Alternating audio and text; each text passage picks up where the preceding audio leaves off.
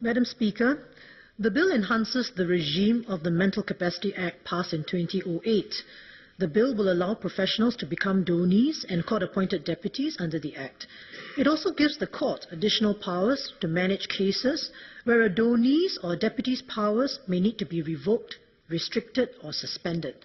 While I support the rationale for the bill, I wish to raise three concerns. First, regarding early intervention in problematic LPAs. Secondly, about the process for parents of disabled children to be court-appointed deputies. And third, to seek a clarification on the changes regarding the accountability of the public guardian. First, early intervention in problematic LPAs. While the benefits of LPAs are clear, the risks have also been painfully clear in recent years. Vulnerable persons may sign away their rights to property to persons who have unduly influenced them. Besides the well-publicized case involving a wealthy widow, which Minister mentioned earlier, I have received feedback from residents concerned that a family member may have appointed someone outside the family as his attorney.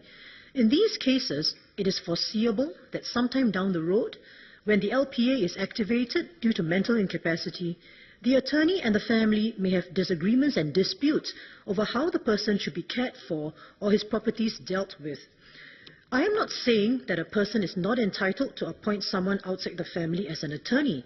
Indeed, I totally agree that there may be very good reasons why a person may not want a family member to be his attorney and may not want the family to know of such an appointment. However, currently, all that is needed is for a standard form to be filled out by the person and issued by a doctor or lawyer who may not have any prior knowledge of the person or his circumstances. To illustrate, I am told that under a well-intentioned ground initiative, large groups of heartland residents were organized to make LPAs at the ministry issued by persons who had not met them before. Earlier, the Minister mentioned that the LPA information sheet is being amended to encourage donors to inform loved ones of the making of the LPA. I would like to ask if the default LPA form could retain a question asking the donor if he wishes to notify another person about the making of the LPA. Under the original MCA framework, if the donor named another person to be notified about the making of the LPA, the named person would have an opportunity to object to the registration of the LPA. The objection would then need to be assessed by the public guardian or the court before the LPA can be registered. Such a regime would enable LPAs granted in controversial circumstances to be flagged out early before the LPA takes effect. This potentially prevents the registration of unsound LPAs before the donee takes charge of the properties of the donor. Moreover, the objection to the registration of the LPA will likely be made when the donor is still mentally lucid and can give invaluable assistance to the public guardian or the court to determine if the LPA should be registered or not. Madam, this option to notify a named person was removed from the default LPA form in 2014. From what I gather, the government did not see the need to retain this feature, as it was always open to the donor to notify someone if he wished to. Nevertheless, my view is that it is good to ensure that the donor is always asked whether he wants someone to be notified, so that he will direct his mind to that question specifically. If this is adopted, we will still be respecting the donor's wishes. He can decide whether he wants to notify someone else or not. Madam, next, court-appointed deputies. I next move on to deputies who may need to be appointed by the court after a person has become mentally incapacitated. The concern is about the legal costs associated with such applications. The estimated legal cost for such applications is about $6,000 to $7,000, even in the clearest of cases. For instance, parents of mentally incapacitated children need a court order to act for their children once they attain adulthood.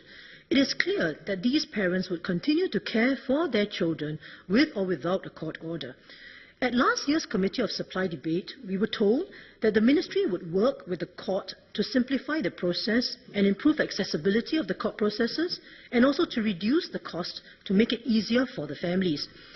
It was reported in March last year that there was a pilot project involving law students, which enabled costs of such applications to be brought down to about $250. In January this year, the ministry said it was still working with the family justice courts and mines on how to simplify the paperwork and process in such cases. This review has been going on for many months already. Is the Ministry able to confirm or estimate when this review will be completed? Lastly, Madam, accountability of the Public Guardian. Earlier, the Minister explained the rationale for Clause 11 on why the Public Guardian Board was being abolished. I have a question about Clause 12. Now, currently, Section 34 of the Act provides for the Public Guardian to make annual reports to the Minister about the discharge of his duties, and I believe these reports are uploaded on the website of the Office of the Public Guardian. Clause 12 repeals this provision totally, which suggests that the Public Guardian need not produce annual reports anymore. Could the Ministry explain why this section is being repealed? How will this affect the public accountability of the Public Guardian? Thank you, Madam.